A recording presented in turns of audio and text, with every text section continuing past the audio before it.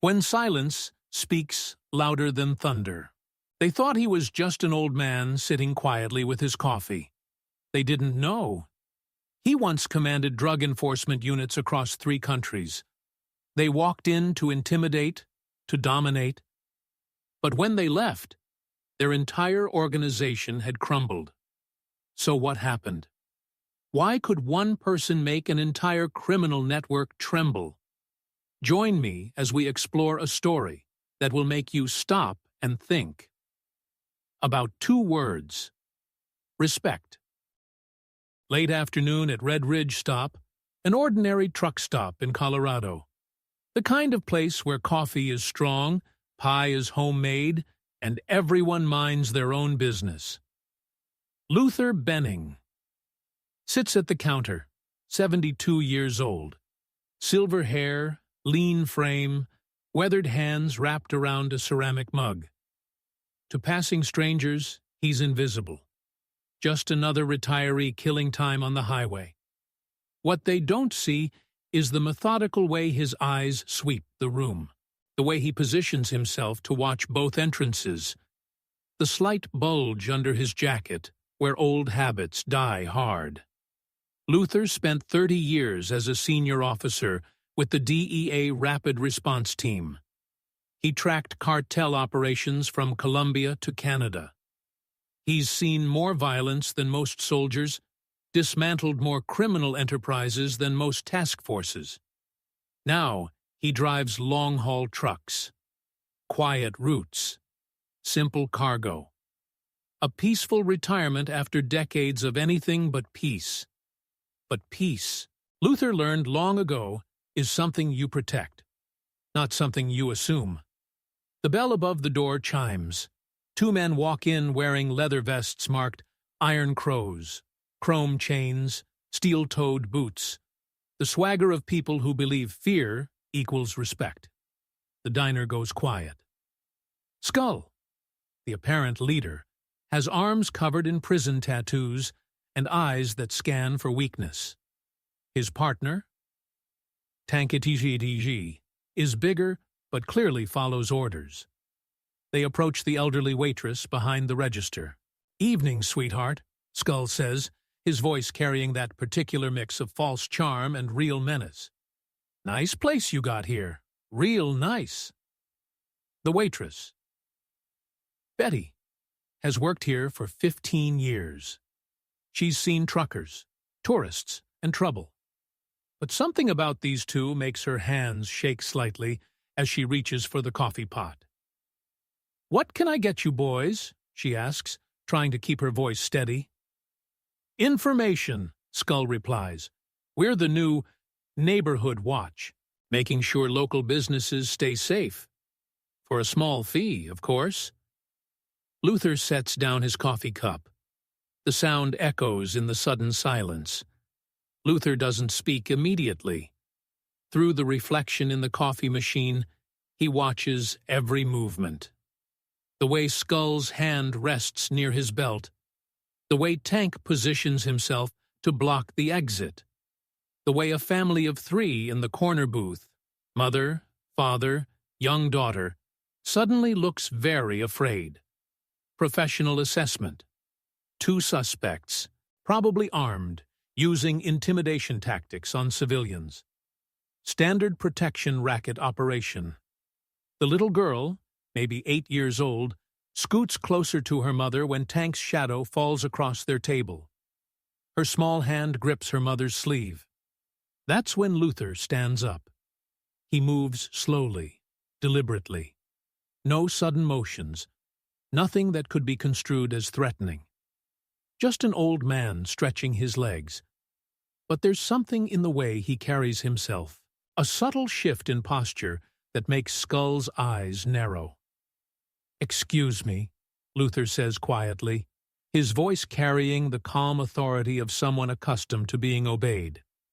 "I think the lady already told you she's not interested in whatever you're selling." Skull turns, sizing up this unexpected interruption. Sees an old man in a flannel shirt and worn jeans. Decides he's not a threat. "This is private business, Pops." Why don't you sit back down and finish your coffee?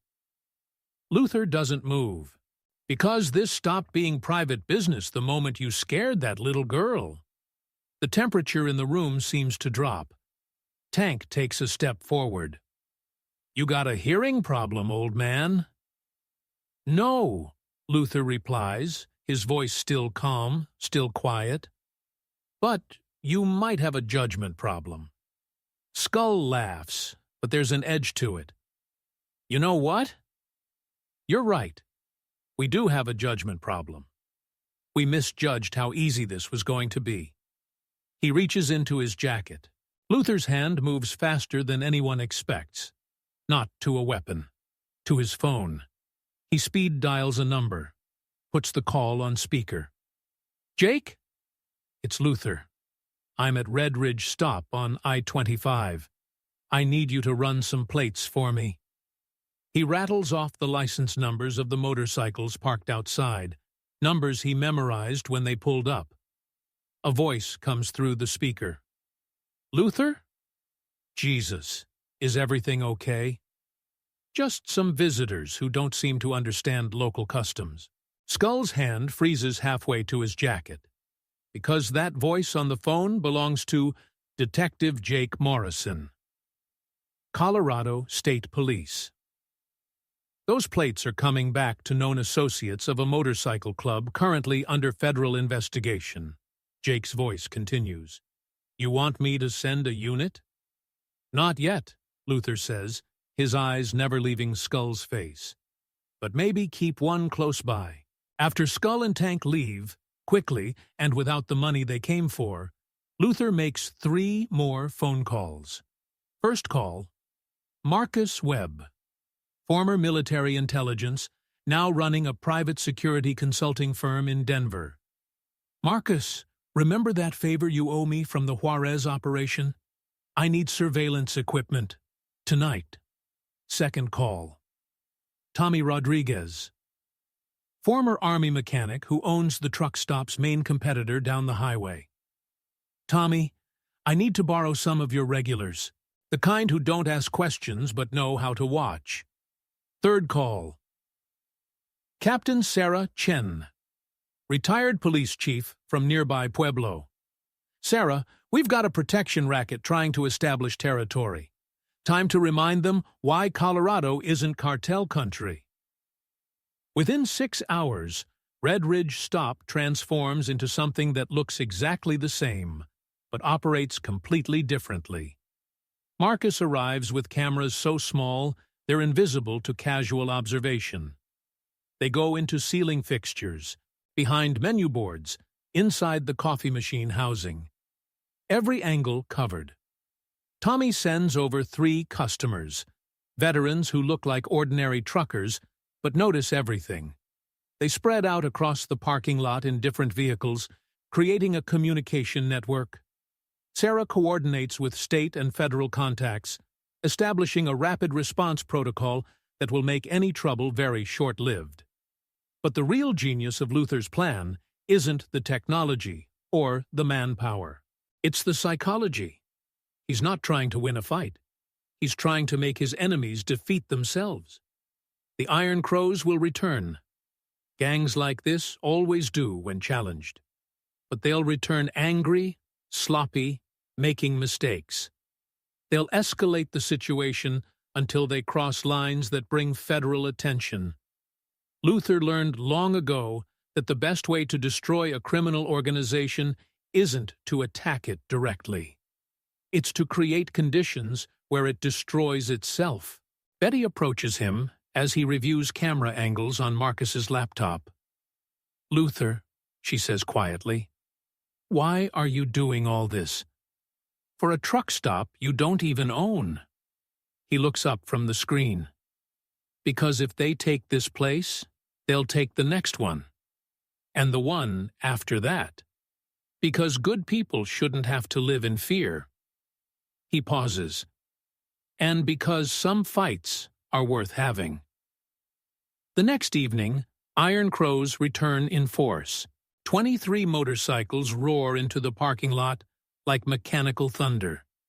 They park in formation, claiming territory with engine noise and aggressive postures. Hernan Reyes rides with them this time. Expensive bike, expensive jacket, gold chains that catch the neon light. He's not Iron Crow's. He's their supplier. The man who connects local gangs to international cartels. The man who turns neighborhood intimidation into transnational crime. Luther watches from his usual spot at the counter as they file in. Betty serves coffee with trembling hands. The family with the little girl from yesterday isn't here. Word travels fast in small communities. But 3 truckers are scattered around the diner, quietly nursing beers and apparently absorbed in their phones.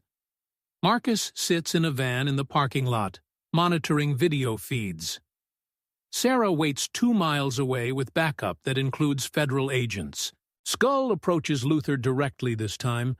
No pretense of business with Betty. "You cost us money yesterday, old man." Luther doesn't look up from his pie. "How's that?" "Word gets around when someone disrespects the Iron Crows. Makes us look weak. Bad for business. Maybe you should consider a different line of work." Hernan slides into the booth across from Luther. Up close, his eyes are cold, calculating. This is a man who's killed people for far less than yesterday's embarrassment. "Do you know who we are?" Hernan asks quietly. Luther finally looks up. "Should I?" "We move product through 5 states. We have arrangements with local law enforcement. We have resources you can't imagine." "Interesting," Luther says. "Tell me more." And Hernan does. Because men like him can't resist demonstrating their power. He talks about routes, territories, corrupt officials. He mentions specific operations, drop points, distribution networks, everything being recorded by cameras he doesn't know exist. When Tank gets impatient and starts overturning tables, Luther gives Marcus the signal. Every exit is suddenly blocked by police vehicles, state troopers, federal agents, local deputies. The net closes with professional precision. But the real beauty of the operation isn't the arrests. It's what Hernan said on camera before the arrests happened. The entire encounter is captured in high-definition video. Hernan's confession about interstate drug operations. Skull's threats against civilians. Tank's destruction of property. Weapons found during searches. But the evidence goes deeper than one night's crimes. Luther's DEA contacts trace Hernan's organization through 3 states. Bank records, communication intercepts, surveillance footage from other locations. One loose thread unravels an entire network. Within 1 week, the dominoes fall. 73 arrests. Across Colorado, New Mexico, and Arizona. Not just Iron Crow's members, but suppliers, distributors, money launderers, and corrupt officials who took cartel money. 4 local police officers. Suspended pending investigation. Their arrangements with criminal organizations exposed through recorded conversations and financial audits. 2 tons of drugs, seized from warehouses and safe houses. Street value, $37 million. International connections. Exposed. Hernan's confession leads to operations against cartel cells in Mexico and California. All because 2 bikers thought an old man drinking coffee couldn't fight back. The Iron Crows cease to exist as an organization.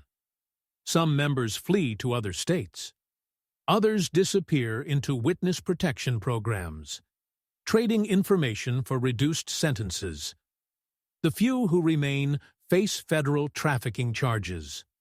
Hernan Reyes gets 25 years without parole. Skull gets 15 years for racketeering and assault.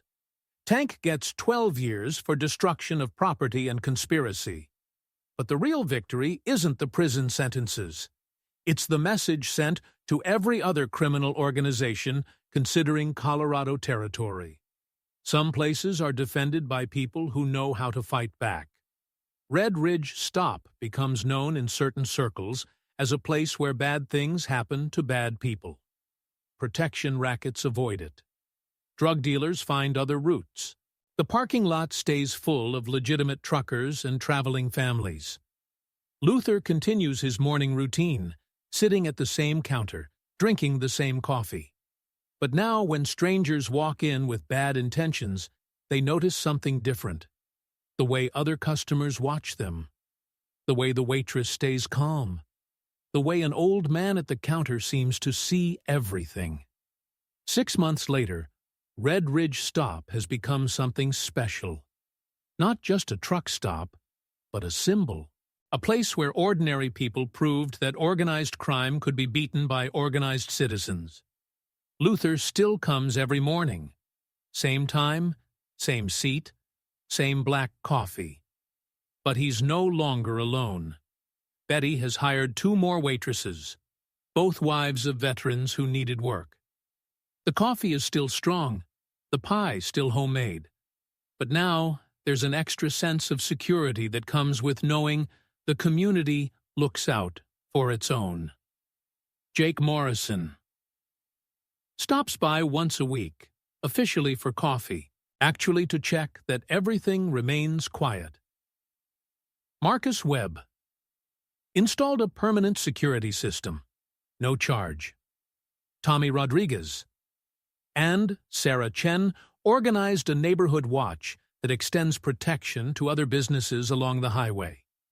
Truckers make Red Ridge Stop a regular stop now, knowing it's a place where they won't be hassled or threatened.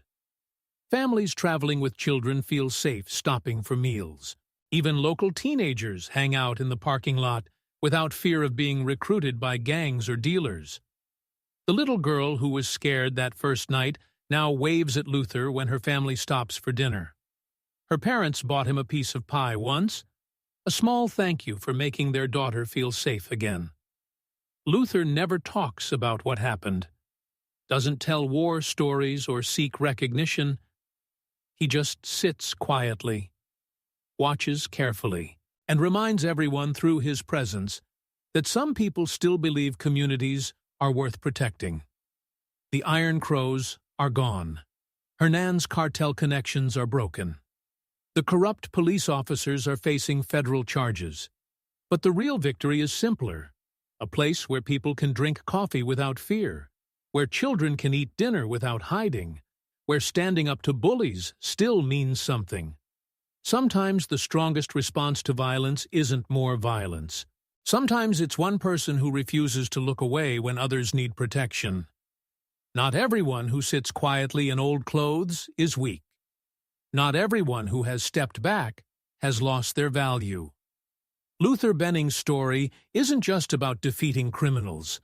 It's a reminder that true strength doesn't lie in youth, but in ideals that still live in the heart. And perhaps what this world needs isn't more police officers, but more people who maintain their dignity like Luther did. Real power isn't in the noise you make or the fear you create. It's in the quiet confidence that comes from knowing what's right and having the courage to defend it. It's in understanding that protecting others isn't about being the strongest person in the room. It's about being the person who won't walk away when strength is needed. Luther Benning proved that one person, in the right place at the right time, with the right principles, can change everything, not through violence or intimidation, but through competence, preparation, and an absolute refusal to let evil go unchallenged. The next time you see someone sitting quietly in a corner, remember, you might be looking at the most dangerous person in the room. Dangerous to those who prey on others. Dangerous to those who mistake silence for weakness. Dangerous to anyone who forgets that respect is earned, not taken.